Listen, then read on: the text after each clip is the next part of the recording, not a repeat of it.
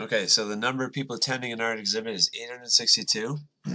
So every year that it happens, they're expecting the attendance to increase by 6%.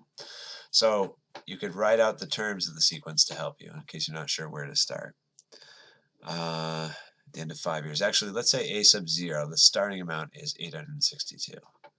That means a sub 1 should be, the amount after the first year, should be an increase of 6%. So take 862, multiply by 0.06, then add that back to the original total. So this represents an increase of 6%, 913.72. Let me just double check that number because that's going to mess us up if we don't have the right thing. Yeah, okay. And so you could find your common ratio. It's a geometric sequence because there's a number you can multiply each term in order to make it increase by 6% each year. So remember, to find a common ratio, you take the next term and divide it by the current term. And you're going to get 1.06 when you do this. So that you might have already known that trick, that if you need to increase something by 6%, then the common ratio is 1.06. If you decrease by 6%, then it's 0.94. You just take it away from 100%.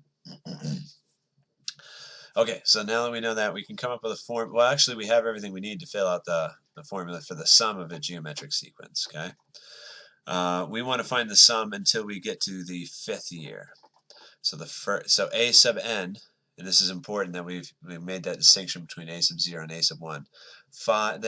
We made that that way. That way, the numbers that we have represent the years that we're working on. So a sub 1 is 913.72. Common ratio is 1.06. We raise that to the nth power, so 5 is n in this case. Divide by 1 minus 1.06. Okay, so let's do the parentheses first. 1.06 to the 5th power. Take that away from 1. And then I'm actually just going to do the whole numerator all in one step. Numerator is negative 309.0435. We divide that by 1 minus 1.06. We divide that by negative 0.06. So it's going to be positive, right? So we can just drop the negative signs now. 309.0435 divided by 0.06. We got 5,150.725 people. Round to the nearest whole number, so we're going to say 5,151. That's how many we expect. Okay. Whoops. 5,151, round to the nearest whole number. Let me see what we got wrong here.